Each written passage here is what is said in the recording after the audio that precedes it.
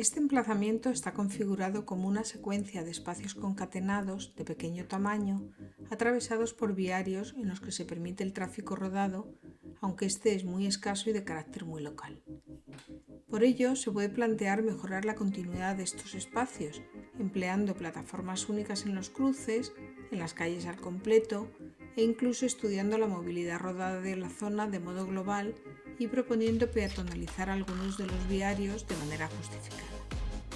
Hay que estudiar bien los bordes de esta secuencia, puesto que son lugares singulares que enlazan con las otras supermanzanas que conforman el Gran San Blas.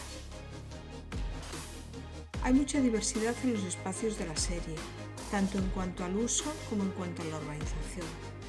Algunos se encuentran ocupados por juegos infantiles, otros están arbolados, en otros hay centros de transformación bajo rasante, otros están desocupados y en terrizo, todo lo cual puede favorecer una implantación diversa de pequeños espacios productivos que se conjuguen con las preexistencias y con otros usos que puedan proponerse y que se consideren compatibles y aún sinérgicos con aquellos. Los testeros de los bloques son una oportunidad para renaturalizar, para adosar instalaciones de agricultura vertical, para proponer temas culturales educativos o de arte urbano relacionados con la actividad. La existencia de zonas verdes, aunque discontinuas, en la supermanzana que ocupa la acera opuesta, puede ser una oportunidad para transformar la calle en corredor verde. Si se quiere contar con los dos márgenes de la vía, sería interesante estudiar qué sección viaria podría tener Arcos del Jalón para que funcionara como un corredor verde.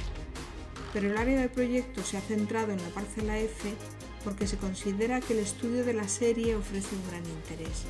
El pensar cómo actuar en espacios pequeños en continuidad, cómo conformar también con ellos un paisaje unitario y a la vez diverso. Los cerramientos son un punto crítico de la propuesta. ¿Cómo integrarlos en espacios tan urbanos y con tanta relación con lo edificado? Puede ser una de las propuestas de más interés si se resuelve la dicotomía entre la necesidad de asegurar los cultivos y el derecho del ciudadano a disfrutar del paseo y del paisaje. Cómo conciliar ambas cuestiones es el punto caliente de esta parcela.